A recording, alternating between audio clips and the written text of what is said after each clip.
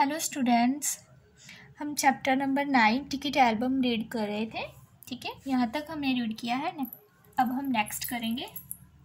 क्या हुआ, last class में हमने पढ़ा था कि राजप्पा नागराजन के घर आता है और उसकी वह एल्बम लेकर वहाँ से चला जाता है। अब क्या होता है आगे, घर जाकर सीधा पुस्तक की अलमारी के पास गया और पीछे की ओर एल्बम छिपा दिया। अब राजप्पा जब उसके घर से, नागराजन के घर से उसकी एल्बम चुरा लाता है तो वो सीधा अपने घर जाता है और अलमारी के पास जाता है और पीछे की ओर एल्बम छिपा देता है। उसने बाहर आकर झांका, पूरा शरीर जैसे जलने लगा था, गला सूख रहा था और चेहरा तमतमाने लगा था। उसने बाहर की तरफ देखा, अब उसका पूरा शरीर जलने लगा था, मानो वह डर गया हो जैसे, और उसका चेहरा तमतमाने लगा था। रात 8 बजे अप्पू आया। हाथ पांव हिलाकर उसने पूरी बात कह सुनाई। सुना तुमने, नागराजन का एल्बम खो गया। हम दोनों शहर गए हुए थे, लौटकर देखा तो एल्बम गायब। अब रात के 8 बजे और अप्पू राजप्पा के घर आता है और उसे पूरी बात बताता है और उसे कहता है, तुमने सुना है नागराजन का एल्बम खो गया है। हम दोनों शहर गए हुए थे और लौटकर देखा तो एल्बम गायब। अब राजप्पा चुप रहा। उसने अप्पू को किसी तरह टाला।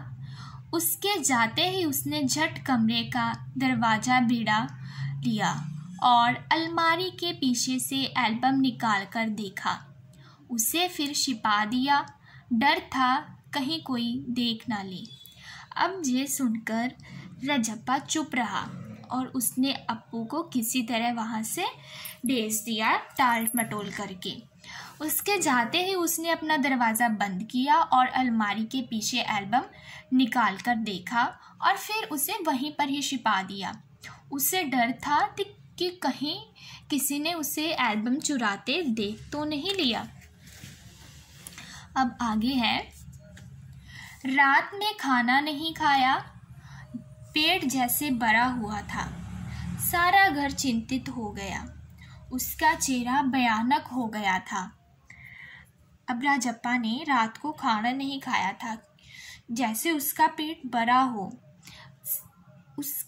उसका सारा घर चिंतित हो गया था। उसका चेहरा भयानक हो गया था। वह पूरी तरह से डर गया था। रात उसने सोने की कोशिश की पर नींद नहीं आई।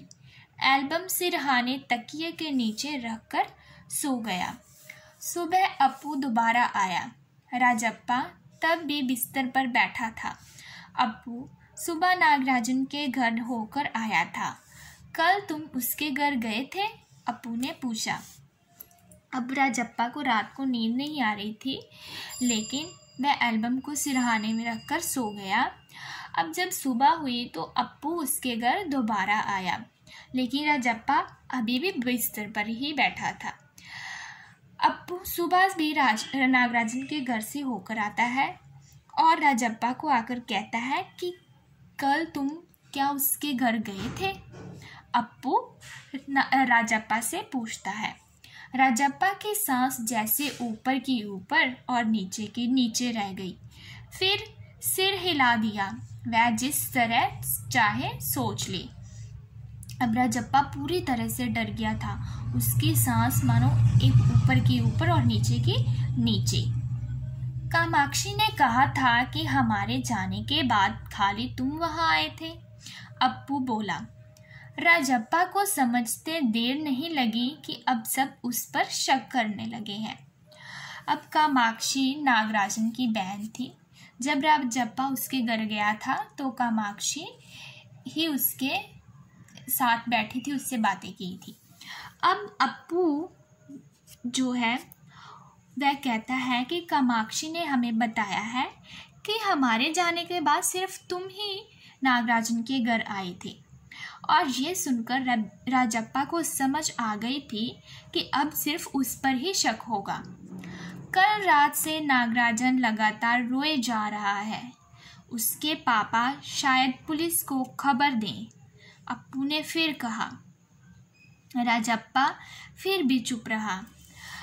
अब अप्पू बोलता है कि कल रात से नागराजन लगातार रोए ही जा रहा है। वह बहुत परेशान है। हो सकता है कि उसके पापा पुलिस में खबर कर दें, लेकिन राजप्पा फिर भी चुप रहता है। ठीक है, यहाँ तक आज हम रीड करेंगे। नेक्स्ट क्लास में नेक्स्ट। Okay, thank you.